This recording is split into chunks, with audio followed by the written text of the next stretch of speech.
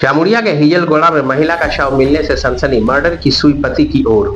जामुड़िया थाना क्षेत्र के चुरलिया पुलिस फांड़ी के अंतर्गत हिजलगोड़ा में एक सनसनीखेज घटना ने इलाके में हड़कंप मचा दिया। किराए के मकान में रहने वाले बैद्यनाथ पात्र ने अपनी पत्नी रेणुका दास के कथित तौर पर हत्या कर दी और अपने 1 साल के बेटे को लेकर फरार हो गया। बैद्यनाथ पिछले 2 साल से जामुड़िया के सैमसेल कारखाने में काम कर रहा था और हिजलगोड़ा में किराए के मकान में रहता था। जानकारी के अनुसार हर महीने की तरह इस बार भी 15 तारीख को बैद्यनाथ ने मकान का किराया चुकाया और अपने बेटे के साथ साइकिल से निकल गया, लेकिन अपनी पत्नी को साथ न ले जाने पर मकान मालिक को शक हुआ।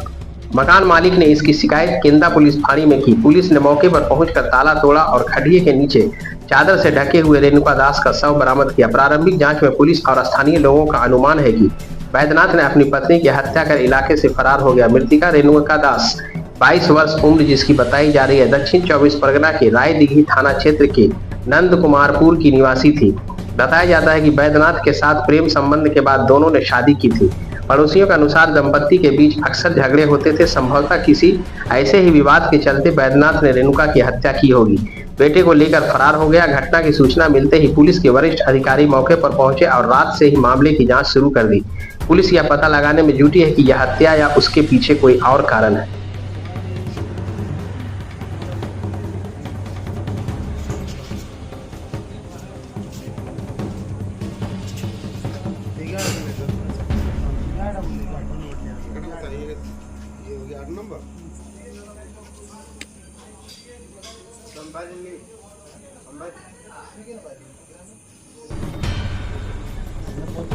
এরকম বুঝা যেত কিন্তু খাইতো ফোন নাম্বারটা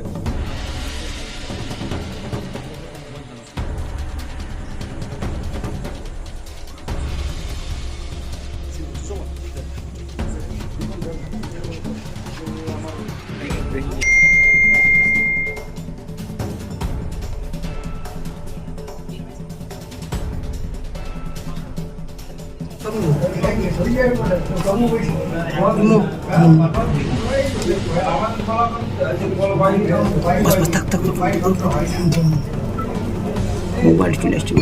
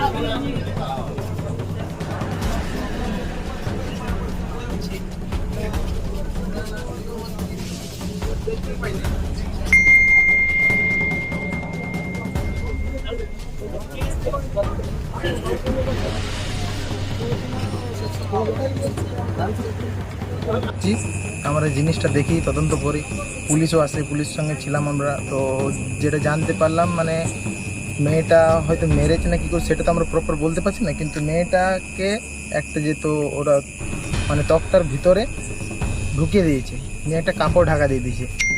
আর যে ওর হাজব্যান্ডটা, সে হাজব্যান্ডটা মানে সকাল 7:30 সাড়ে 8টার মধ্যে ওই টাকাটা পেমেন্ট করে চলে গেছে, যেটা প্রতি মাসেও পেমেন্ট করে টাকাটা রুমের, সে টাকাটা পেমেন্ট করে চলে গিয়েছে। তো তারপর ওই ছেলেটাকে ওদের সন্দেহ হয়, তখন ওরা থানাতে জানায়। তারপর আমরাও জানতে পাই যে এরকম ব্যাপার, তখন আমরা ছুটে আসি, দৌড়ে আসি। তখন দেখি যে এরকম একটা ঘটনা হয়েছে। কটার সময় এটা? এই ঘটনা তো তোমার সকাল দিক করে হয়েছে, কিন্তু তখন কেউ জানতো না। আপনারা কিভাবে জানেন? আমরা মানে আমাদেরকে এখান থেকে ফোন করে, কে ফোন? আমাদের এই বন্ধুরা আছে তন্ময়, যে যে মালিক ছেলেটা, ওরা আমাদের ক্লাসমেট, আমাদেরকে ফোন করে আমরা জানি, তখন ঘটনাস্থলে আসি। এসে কি দেখলেন? এসে দেখি যে ওই রুমটাতে তালা মারা ছিল বাইরে থেকে, ঠিক আছে, তালা মারা ছিল। তো তখন পুলিশকে ডেকে আর করে আমরা তালাটা ভাঙি। তালাটা ভেঙে যখন দেখে, তখন দেখে যে ওখানে একটা বডি আছে।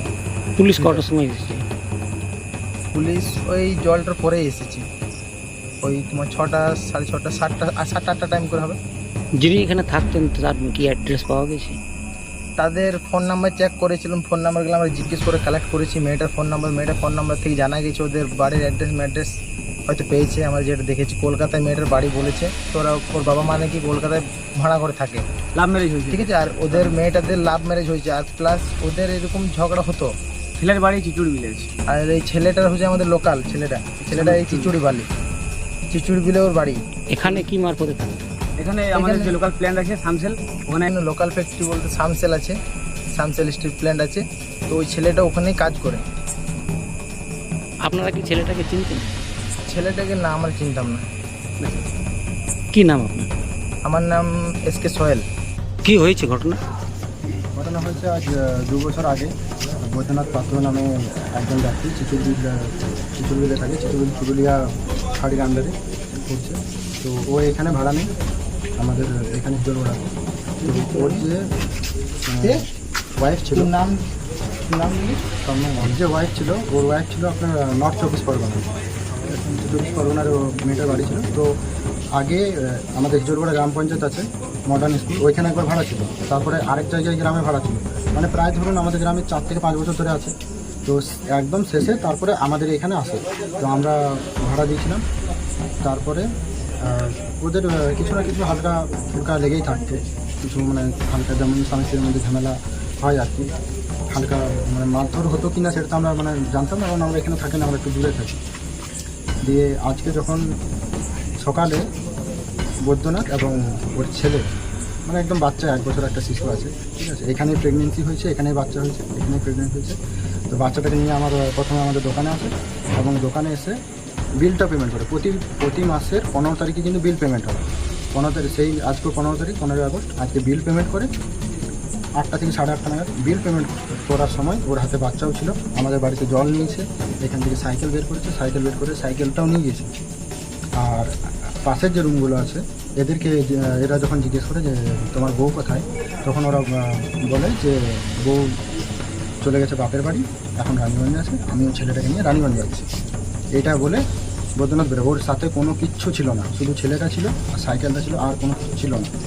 এবার তারপর আমার মনে সন্দেহ হয় যে ছেলের মাটা কেন নেই, ছেলেটাকে মানে বাবা নিয়ে যাচ্ছে। এবং আমি বৈদ্যনাথকে কন্টিনিউয়াস অনেকবার ফোন করি, আমার ফোন থেকে বাবার ফোন থেকে অনেকবার ফোন করছি, মাঝে মাঝে রিং হচ্ছে, রিসিভ করছে না, কিংবা সুইচ অফ হয়ে যাচ্ছে, এরকম হচ্ছে। তখন মনে হয় আমার সন্দেহ থেকে হয়তো কিছু হতে পারে, কারণ ওদের মধ্যে তো ঝামেলা লেগে থাকতো। তাই একটা লিখিত অভিযোগ আমরা কেন্দাফাড়িতে করি। কেন্দাফাড়িতে করার সময় আমাদেরকে, যিনি ওইখানে তখন ইনচার্জে ছিলেন, যিনি আমার কপিটা রিসিভ করেন, তখন উনি বলছেন যে হ্যাঁ, বৈদ্যনাথের দাদা মানে গোপীনাথ পাত্র কিন্তু সেখানে এসেছিল, এবং আমাদের 5 মিনিট আগেই এসেছিলো বৈদ্যনাথ পাত্রের দাদা। তো এসেছিলো ওই সেম অভিযোগ করতে যে হ্যাঁ, ওর বইয়ের নাকি শরীর খারাপ। সেটা হয়তো ফাঁড়ি জানবে, ফাঁড়িতে ভালো করে বলেছে, ঠিক আছে। তো ওর চুরুলিয়াতে তো ফাঁড়ি আছেই। তো চুরুলিয়া ফাঁড়িতে অভিযোগ না করে, ঠিক আছে, কেন্দাফাড়িতে কী জন্য অভিযোগ করছে? কেন্দাফাড়িতে ওর আন্ডারে পড়ছে না, কেন্দাফাড়ি পড়ছে আমাদের আন্ডারে। আমাদের এখানে কিছু হলে আমরা যাবো কেন্দাফাড়ি। ওর চিচুড়িয়াতে, ও ধরুন চিচুড়বিলে থাকে, মানে ওর চুরুলিয়া ফাঁড়ি পড়ছে, ও চুরুলিয়া ফাঁড়িতে অভিযোগ জানাতে পারছে। এবং আমাদের এখানে যিনি ছিলেন, তপনবাবু ছিলেন হয়তো, ঠিক আছে, আমাদের কেন্দাফাড়ির একজন এএসআই ছিলেন, উনিও ফোন করেন ওকে, বৈদ্যনাথের দাদা গোপীনাথ পাত্রকে ফোন করা হয়। উনি ফোন করেছিলেন, তো বললেন যে ঠিক আছে আমি আসছি। প্রথমে বলে যে আসছি, যে তালাটা ভাঙবো, তালাটা আমরা এখন ভাঙতে পারছি না, আপনারা আসুন, পুলিশও থাকবে, আমার মানে বাড়ির মালিকও থাকবে, ভাঙা হবে তালাটা, ঠিক আছে। তো প্রথমে বলে যে আসছি, তারপর বলে যে বেরিয়েছি, তারপরে বলছে যে না, আজকে আর যেতে পারবো না, কালকে বেরোবো। কতগুলো রুম আছে আপনার এখানে? Total 11টা room. 8টা আছে। 11টা রুম। কত নম্বর রুমে ওই বৈদ্যনাথ ছেলে থাকতো? তো উনি যখন এখান থেকে যান তখন আপনাদেরকে কি বলে যান? আমাদেরকে কিছুই বলেনি, আমাদেরকে টাকা দিয়েছে, আমরা ওকে টাকা রিসিভ দিয়ে দিয়েছি। আমাদেরকে কোনো কিছুই বলেনি যে আমরা বাড়ি ছাড়ছি বা কোথাও যাচ্ছি বা কিচ্ছু না। এখানে কি মারফতে এখানে ভাড়া দেওয়া হতো? এখানে ওরা লাভ ম্যারেজ করেছিল, যতদূর আমি শুনেছি যে লাভ ম্যারেজ করেছিল, বাড়িতে মানেনি, ছেলের বাড়িতে, যেহেতু দেখুন ছেলের সামনে বাড়ি, ঠিক আছে, তো মানেনি, তাই এখানেই থাকতো এবং স্যাম মেটালিক্সে কাজ করতো, জামুড়িয়া স্যাম মেটালিক্স। প্রশাসন এসেছিল?